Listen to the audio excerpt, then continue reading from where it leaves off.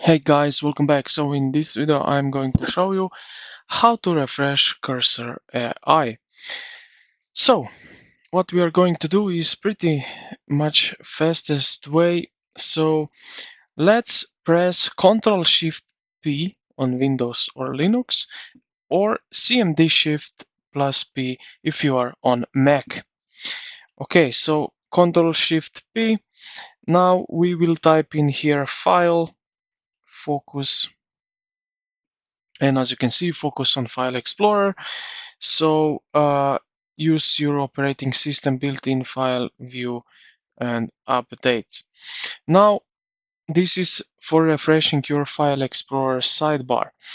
Now what we are going to do for soft refreshing the app is we will also use Ctrl Shift P, and then we will type in developer and reload a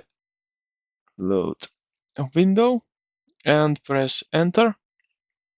The editor interface will flash blank for a brief second and refresh entirely. And yeah, this is how you can refresh Cursor AI, so I hope this video helped you out. If you did, consider to like the video and subscribe to the channel. Thank you for watching, and I will see you in the next one.